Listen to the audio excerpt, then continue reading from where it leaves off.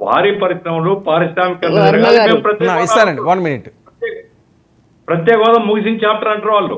మేము ప్రత్యేక హోదా వస్తే పరిశ్రమలు వస్తాయని చెప్తాం మేము. కాబట్టి విభజన హామీలు ఏవైతే ఉన్నాయో అవన్నీ అమలు చేసే పద్ధతిలో బీజేపీ పనిచేయాలి.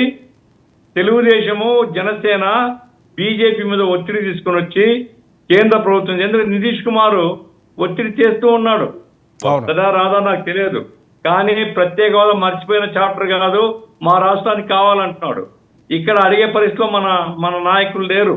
కాబట్టి ఏమైనప్పటికీ ఆంధ్ర రాష్ట్రం యొక్క సర్వతోముఖాభివృద్ధి, ఇప్పుడు పోలవరం ప్రాజెక్టు, అట్లాగే అమరావతి రాజధాని, దీంతో పాటు పారిశ్రామికరణ, ఉపాధి కల్పన, ఇటువంటి ప్రయారిటీస్ పెట్టుకొని సెంట్రల్ గవర్నమెంట్ నుంచి ఫండ్స్ రాబట్టుకోకపోతే, సెంట్రల్ గవర్నమెంట్ ప్రత్యేకించి సహాయం చేయకపోతే ఆంధ్ర రాష్ట్రం యొక్క అభివృద్ధి పెద్దగా జరగదండి.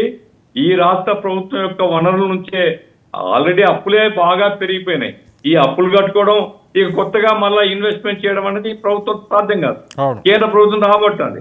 ఇప్పుడు ఆ పిఠాపురాన్ని ఆదర్శం చేయమని మంచిదే భావోద్వేగానికి అని మీరే చెప్పారు, నేనేం చెప్పాను. ఎందుకంటే పవన్ కళ్యాణ్ గారు వ్యక్తిగతంగా ఆయన నిజాయితీగా ఉంటాడు, వ్యక్తిగతంగా ఏదో ఆయనలో ఉండేటువంటి ఆవేశం అది చెప్తాడు.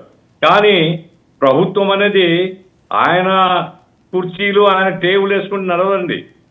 అట్లా టేబుల్ కుర్చీలతో ప్రభుత్వం నడవదు. ప్రభుత్వం నడపాలంటే అధికార యంత్రాంగాన్ని, లక్షల మంది ఉద్యోగుల్ని కదిలించి ప్రభుత్వంలో అవినీతి రహితమైనటువంటి వ్యవస్థ తీసుకుని రావాలి.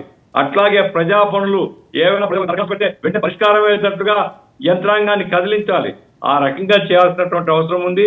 ఏమైనప్పటికీ కొత్త ప్రభుత్వం కాబట్టి నేను విమర్శల కంటే కూడా సూచనలు చేస్తున్నాను. కేంద్రం మీద ఒత్తిడి తీసుకుని వచ్చి వనరులు పెంచుకోకపోతే, ప్రత్యేక హోదాతో పాటుగా పారిశ్రామికరణ జరగకపోతే, విభజన హామీలను అమలు జరుపుకోకపోతే రాష్ట్రం యొక్క అభివృద్ధి నామమాత్రంగానే ఉండబోతుంది అనేది నా. ఓకే, యామిని గారు. వర్మ గారు, గఫూర్ గారు పెద్దలు చెప్పారు, వారి సూచన అన్నారు కాబట్టి వారి సూచనను ఖచ్చితంగా పరిగణలో తీసుకుంటాం. కానీ ఆ సూచనలో కొంచెం వారు కూడా తెలుసుకోవాల్సింది ఒకటి ఉంది. భారతీయ జనతా పార్టీకి గడిచిన 10 సంవత్సరాలు ఆంధ్ర రాష్ట్రం పైన చిత్తశుద్ధి లేకపోతేనే 3 ఇండస్ట్రియల్ కారిడార్లు పెడతారా, లేదంటే ఇందాక వారు అన్నట్టుగా రాయలసీమలో, ఉత్తరాంధ్రలో, అలాగే మన ఈ కృష్ణా జిల్లాల గురించి మాట్లాడుతున్నారు. ఆసియాలోని అతిపెద్ద మెట్టెక్ జోన్ ఎక్కడుందండి ఈ రోజున?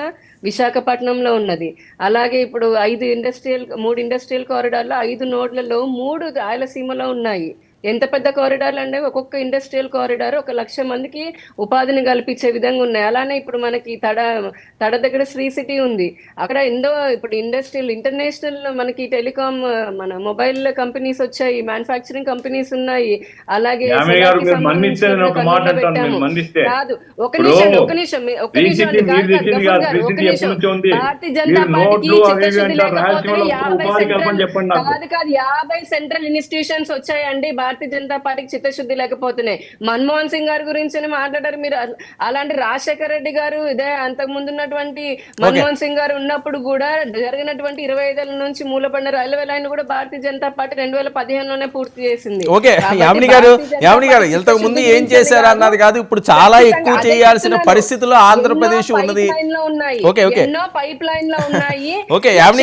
ఇచ్చాము, కానీ స్టేట్ గవర్నమెంట్ వాళ్ళు ఇవ్వాల్సినటువంటి, చేయాల్సిన కాంట్రిబ్యూషన్ చెయ్యక చాలా మటుకు ఆగిపోయినాయి. కానీ ఐఐటీలు అన్నాము, ఎయిమ్స్ అన్నాము, ఇచ్చినటువంటి వాటిల్లో దాదాపు అన్ని నెరవేరాయి. ఇదేదో జగన్మోహన్ రెడ్డి 99% కాదండి. మేము శ్వేతపత్రం మండల వారీగా మేము చేసినటువంటిది పుస్తకం. యామిని గారు, ఇక్కడ ఒక అంశం మీకు తెలియంది కాదు. ఇది మీరు ఆంధ్రప్రదేశ్ వాసులే కాబట్టి ప్రత్యేక హోదా అన్నది వాళ్ళ ఊపిరిలో ఉందండి ఆంధ్రప్రదేశ్ ప్రజల్లో. అది మీరు లేదు అన్నా సరే వాళ్ళు అది చెరపరు. ఎందుకంటే ప్రత్యేక హోదా వస్తుందని ఎన్నో ఆశలతోటి వాళ్ళు ఇప్పటికీ కూడా ఉన్నారు. ఏదో టైంలో వస్తుందేమో, చంద్రబాబు నాయుడు గారు వస్తారేమో, లేకపోతే జగన్మోహన్ రెడ్డి గారు వచ్చినప్పుడు అవుతుంది. ఇప్పుడు నితీష్ గారు ఒక మెలిక పెట్టారు, ఖచ్చితంగా ప్రత్యేక హోదా ఇచ్చి తీరాలి అంటున్నారు. నితీష్ గారికి మీ ఎన్డీఏలో ఎంత పాత్ర ఉన్నదో చంద్రబాబు నాయుడు గారికి కూడా అదే పాత్ర ఉన్నది. గఫూర్ గారు చెప్పిన దాంట్లో వేరే అంశం కాదు, ఆంధ్రప్రదేశ్ కోసం చెప్తున్నారు ఆయన, ఏదో పార్టీల స్వలబ్ధి కోసం కాదు కదా. ఒత్తిడి తీసుకురాకపోతే ఎవరో కూడా వినరు. మేము కూడా అదే చెప్తున్నాం, ఆంధ్రప్రదేశ్ గురించే చెప్తున్నాము. భారతీయ జనతా పార్టీ ఎన్డీఏ ప్రభుత్వం, కేంద్రంలో ఎన్డీఏ ప్రభుత్వము ఇక్కడ ఆంధ్రప్రదేశ్ అభివృద్ధికి కట్టుబడి ఉన్నాం కాబట్టి మాకు ఎటువంటి వేరే రకంగా ఆంధ్రప్రదేశ్ కి చేయకూడదనేది ఆ రోజు లేదు, నిన్న లేదు, ఈ రోజు లేదు, రేపు అంతకంటే రాను కూడా రాదు. ఖచ్చితంగా ఇక్కడ ఉన్నటువంటి ఎన్డీఏ కూటమి ప్రభుత్వము అన్ని మాట్లాడుకుంటుంది. ఏ విధంగా సాధ్యాసాధ్యాలను చూసుకొని ఈ రాష్ట్రానికి మంచిని 100 కాదు 1000% చేస్తుంది ప్రభుత్వం. అందులో అసలు సందేహమే అవసరం లేదు. దానికి 100% కేంద్ర ప్రభుత్వం సపోర్ట్ ఇస్తుంది. ఓకే పట్టాభి గారు, ఎంత అభిమానం ఉన్నప్పటికీ, ఎంత అభిమానం అన్నా సరే, ఓకే మోదీ గారి మీదో ఇంకొకరి మీదో మీకు కానీ లేకపోతే పవన్ కళ్యాణ్ గారికో చంద్రబాబు నాయుడుకో ఉండొచ్చు, కానీ రాష్ట్రం కోసం ఇది సరైన సమయం. ప్రత్యేక హోదా అనే అంశం అన్నది ప్రతి ఒక్కరూ కోరుకుంటుంది. దానికి వస్తే ఏ రకమైన బెనిఫిట్స్ ఉంటాయని ఎన్నోసార్లు మనం చర్చించుకున్నాం. గఫూర్ గారు కూడా ఇప్పుడు చెప్పారు, బడా పరిశ్రమలు ఇవన్నీ రావాలంటే ఆ హోదా అన్నది ఖచ్చితంగా ఉండి తీరాలని. ఓకే అప్పుడు ప్యాకేజ్ అన్నారు, కానీ ఇప్పుడు పరిస్థితి వేరు. అంతకంటే అధ్వానంగా 2024కి ఆంధ్రప్రదేశ్ వెళ్ళిపోయిందని చెప్పి మీరే లెక్కలు చూపిస్తున్నారు. ఇంత దారుణమైన పరిస్థితులు ఉన్నదని. ఇలాంటి టైంలో ఖచ్చితంగా హోదా అనే అంశం రావాలి. అక్కడ నితీష్ గారు డిమాండ్ చేస్తున్నారు. మీరు మీన్స్ జనసేన, మీరు అందులో భాగంగా ఉన్నారు కాబట్టి ఎటువంటి మోమాటాలకి పోకుండా దీని మీద పట్టు పెడితే అది వర్కౌట్ అయ్యే పరిస్థితుల్లో